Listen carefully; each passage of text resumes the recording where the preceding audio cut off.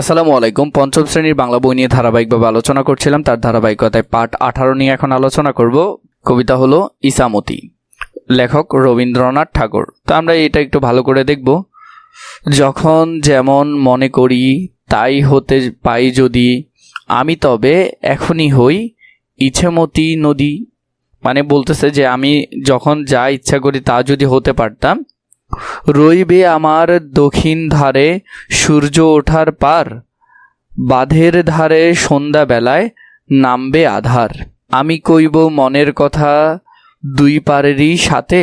মানে এই দেখো, এই নদীর এই পার এবং ওই পার, দুই পারের মানুষ আছে, তো মনের কথাগুলো দুই পারের মানুষদেরকে বলবে। অর্ধেক কথা দিনের বেলায়, অর্ধেক কথা রাতে, মানে অর্ধেক দিনে বলবো, অর্ধেক রাতে বলবো। যখন ঘুরে ঘুরে বেড়াই আপন গায়ের ঘাটে, ঠিক তখনই গান গেয়ে যাই দূরের মাঠে মাঠে। গায়ের মানুষ চিনি যারা, নাইতে আসে জলে, মানে নাইতে মানে কি, জলে স্নান করতে আসে আর কি, গোসল করতে আসে। গরু মহিষ নিয়ে যারা সাঁতরে ওপর চলে, দূরের মানুষ যারা তাদের নতুন তরবেশ। নাম জানিনে গ্রাম জানিনে, অদ্ভুতেরই এক শেষ।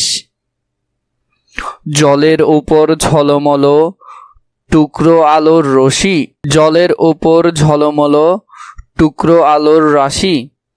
ঢেউয়ে ঢেউয়ে পরীর নাচন, হাততালি আর হাসি। নিচের তলায় তলিয়ে যেথায় গেছে ঘাটের ধাপ।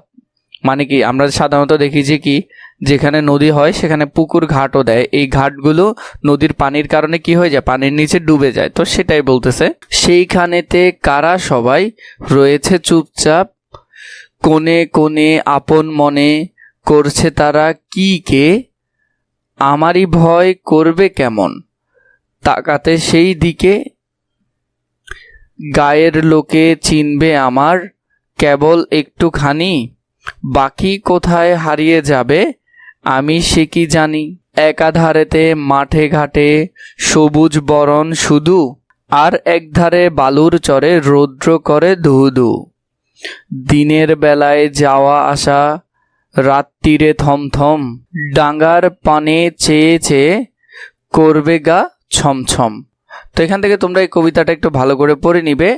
শব্দের অর্থ যদি আমরা জেনে নেই, অর্ধেক মানে অর্ধেক, ঘাটের ধাপ মানে ঘাটের সিঁড়ি, ডাঙ্গা তীর শুকনো জায়গা, দক্ষিণ দ্বারে ডান দিকে, নতুন তর অন্যরকম, নাইতে গোসল করতে, বরণ বরণ বা বর্ণ বা রং, রাত্রির রাত্রের বেলা। এক নম্বরে আছে জোড়া শব্দ দিয়ে বাক্য বানায়। এখানে আমরা যে শব্দগুলো আছে, চুপচাপ, মাঠে ঘাটে, ধু ধু, চেয়ে চেয়ে, থমথম, ছমছম, ঝলমল, এই শব্দগুলো দিয়ে আমরা সুন্দর করে কি বানাবো, এই শব্দগুলো দিয়ে আমরা বাক্য বানাবো। চুপচাপ, সে চুপচাপ বসেছিল মাঠে ঘাটে, পাখিরা মাঠে ঘাটে উড়ে বেড়ায়।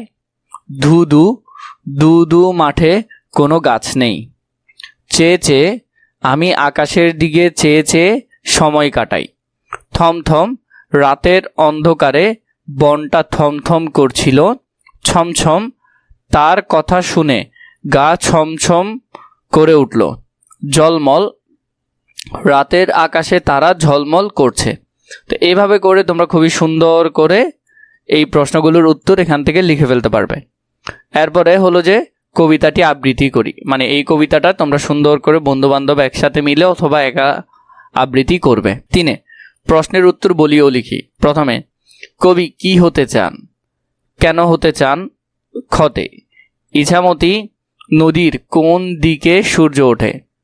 ঘতে, ইছামতি নদী কোন পারের মানুষের সাথে কথা বলবে। ঘতে, ইছামতি নদী দুই ধারের পার্থক্য কি। ইছামতি নদী তীরের দিন ও রাতের বর্ণনা দাও। তো এই যে প্রশ্নগুলো আছে এগুলো আমরা এখন উত্তর দেখব। কতে, কবি কি হতে চান, কেন হতে চান। কবি নদী হতে চান কারণ নদী হলে তিনি তার মনের সব ইচ্ছা পূরণ করার স্বাধীনতা পাবেন। তিনি চান নদী হয়ে দুপারের সাথেই তার গোপন কথা ভাগ করে নিতে। তিনি নদী হয়ে গায়ের ঘাটে দূরের মাঠে মাঠে ঘুরে বেড়ান। তিনি নদীর ঝলমেলো আলোর আনন্দ এবং রহস্য উভয় অনুভব করতে চান। মূলত তিনি প্রকৃতির বিশালতায় মিশে যেতে চেয়েছেন। খতে ইছামতি নদী কোন দিকে সূর্য ওঠে? ইছামতি নদীর দক্ষিণ বা ডান দিকে সূর্য ওঠে। ঘতে ইছামতি নদী কোন পারের মানুষের সাথে কথা বলবে? ইছামতি নদী দুই পারের মানুষের সাথে কথা বলবে। ঘতে ইছামতি নদীর দুই ধারের পার্থক্য কি? ইছামতি নদীর দুই ধারের সৌন্দর্যে আছে ভিন্নতা। এক ধারে বিস্তীর্ণ মাঠ ও ঘাট জুড়ে দেখা যায় ঘন সবুজের সমারোহ। সেখানে ঘাস, গাছপালা ও ফসলের সজীবতা মনকে আনন্দ দেয়। আর অন্য ধারে রয়েছে বালুর চর, সেখানে রোদের তাপে ধু ধু করে চারপাশ। তাই নদীর দুই পাশেই প্রকৃতির সৌন্দর্য দুই রূপ। নদীর দুই পাশেই প্রকৃতির সৌন্দর্যের দুই রূপ, একদিকে সবুজ আর একদিকে নির্জন বালুচর। নম্বরে যদি দেখি, ইছামতি নদীর দিন ও রাতের বর্ণনা দাও। ইছামতি হলো গ্রামের মাঝ দিয়ে বয়ে চলা নদী। দুই ধারে রয়েছে এর অপার সৌন্দর্য। ইছামতি নদীর তীরে দিনের বেলায় মানুষের যাওয়া আসা থাকে। নদী তীরের সাধারণ মানুষ কাজকর্মের উদ্দেশ্যে যাওয়া আসা করে থাকে। আর রাতের বেলায় নেমে আসে থমথমে নীরবতা। তখন ডাঙ্গার দিকে তাকালে ভয়ে গা ছমছম করে। এখান থেকে তোমরা এই প্রশ্নগুলোর উত্তর খুবই সুন্দর করে লিখে ফেলতে পারবে। এরপর 4 বলেছে পাঠ থেকে নাম শব্দ খুঁজে লিখি। আমরা পাঠ থেকে নাম শব্দগুলো খুঁজে বের করব। পাঠ থেকে নাম শব্দ খুঁজে লিখি। উত্তর: মন, ইছামতি, নদী, দক্ষিণ, সূর্য, ঘাট, মাঠ, মানুষ, গরু, মহিষ, নাম, আম, আলো, পরী, লোক, ডাঙ্গা। এই শব্দগুলা নাম শব্দ। এই শব্দগুলো কি শব্দ? নাম শব্দ। তাহলে এগুলো এখানে লিখতে পারবে। এরপরে আমি যা হতে চাই সে সম্পর্কে লিখি। আমি যা হতে চাই সে সম্পর্কে লিখি। উত্তর: আমি পাখি হতে চাই, কারণ পাখিরা খুব স্বাধীনভাবে আকাশে উড়ে বেড়ায়। তাদের কোনো বাধা নেই, তারা যেখানে খুশি যেতে পারে। আমি যদি পাখি হতাম তাহলে সারাদিন ডানা মেলে উড়ে বেড়াতাম। সবুজ মাঠ, নদী, পাহাড় আর নীল আকাশের সৌন্দর্য নিজের চোখে দেখতাম। পাখির মতো মুক্ত জীবনেই আমার স্বপ্ন, সেখানে থাকবে শুধু আনন্দ আর স্বাধীনতা। তাহলে এইভাবে করে তুমি তোমার এই বিষয়টাকে সুন্দর করে লিখতে পারবে। এরপরে ছড়াটি শেষ করি। দাদুর প্রিয় লাঠি, মিনির প্রিয় বাটি, বাবার প্রিয়, মায়ের প্রিয়। এই কবিতাটা বা এই লেখাটা আমরা বাকিটা শেষ করব। দাদুর প্রিয় লাঠি, মিনির প্রিয় বাটি, বাবার প্রিয় বই, মায়ের প্রিয় দই, বোনের প্রিয় শাড়ি, ভাইয়ের প্রিয় গাড়ি, মামার প্রিয় পান, খালার প্রিয় গান।